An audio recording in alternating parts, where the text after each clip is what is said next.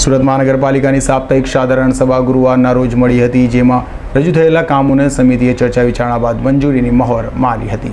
સુરત મહાનગરપાલિકાની સાપ્તાહિક સાધારણ સભા ગુરુવારના રોજ મળી હતી, જેમાં 21 કામો રજૂ કરવામાં આવ્યા હતા.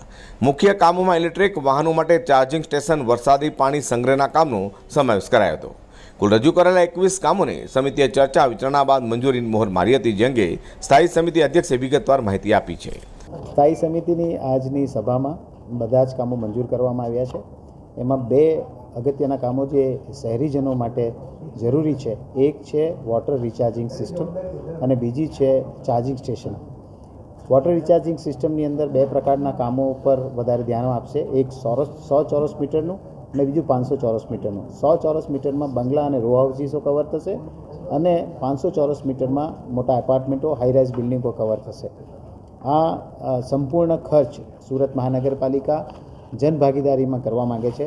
70, 20 અને 10ના રેશિયોમાં 70% રાજ્ય સરકારની ગ્રાન્ટ મળશે, 20% ધારાસભ્ય અથવા સ્થાનિક કોર્પોરેટરની ગ્રાન્ટમાંથી અને 10% સ્થાનિક સંસ્થા ULB સુરત મહાનગરપાલિકાનો હિસ્સો રહેશે.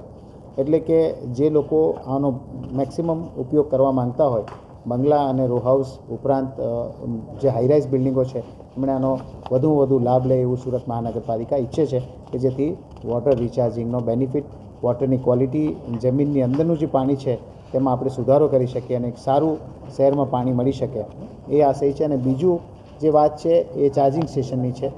સુરત શહેરની અંદર હવે વ્હીકલો વધતા જાય છે.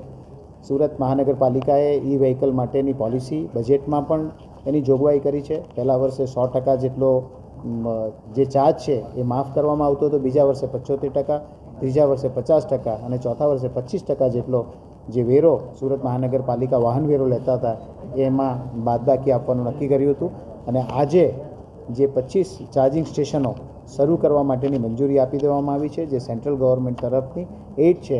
એટલે વધુમાં વધુ ઝડપથી આ 25 ચાર્જિંગ સ્ટેશનો શરૂ થાય એ સુરત મહાનગરપાલિકા ઈચ્છે છે અને દરેક વ્હીકલ ધરાવતા લોકો એમનો ઉપયોગ કરે અને વધુ વ્હીકલો સુરત શહેરમાં આવે એ આશયથી સુરત મહાનગરપાલિકાએ આ ઠરાવ મંજૂર કર્યો છે.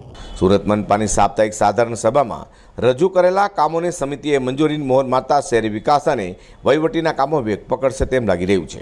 અઝર કુર્સી સાથે હર્ષદ સેઠા.